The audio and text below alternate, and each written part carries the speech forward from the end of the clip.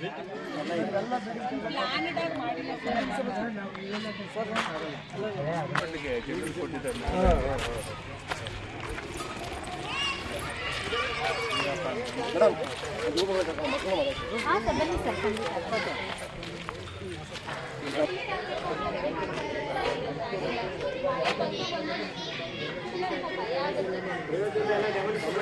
Sir ಮಕ್ಕಳು ಕಷ್ಟ ಅಂತ ವರ್ಷ ಆಗ್ತಿದ್ದಿಲ್ಲ.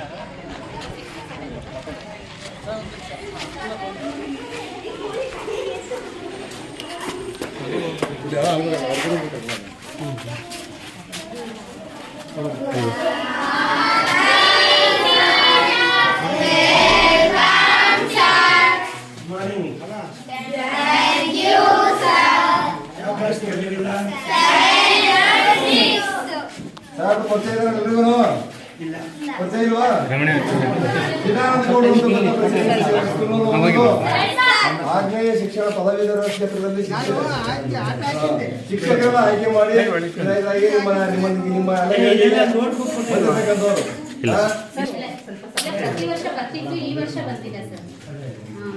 ಹಿಂದಿನ ವರ್ಷ ತಗೊಂಡಿದ್ದಾರೆ ಸರ್. ಲಾಸ್ಟ್ ಟೈಮ್ ಎಲ್ಲ ತಗೊಂಡಿದ್ದಾರೆ.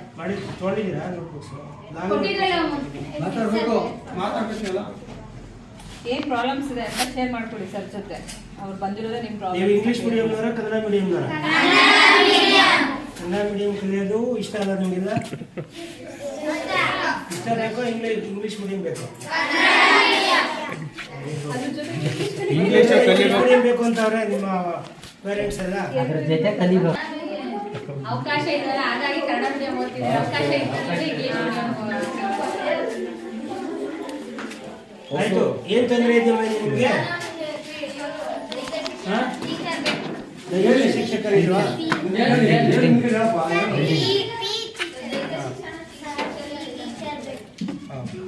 ಯಾಕೆ ಸಾಂಬಾರಲ್ಲಿ ಯಾವುದೋ ಒಂದು ಮಗು ತಳ್ಳಿದ್ರಂತಲ್ಲ, ಯಾಕೆ ನೀವು? ನೀವಲ್ವಾ?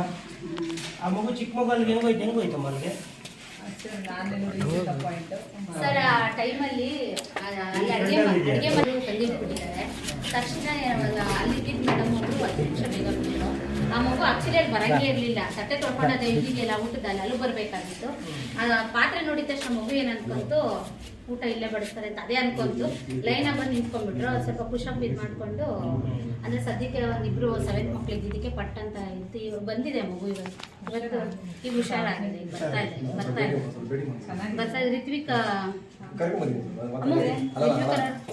ಮುಂದಿನ ದಿನಗಳಿಂದ ಒಂದು ಖಂಡಿತ ಇವತ್ತಂತೂ ಆ ಪ್ರಿಕಾಷನ್ ತಗೊಂಡಿದೀವಿ.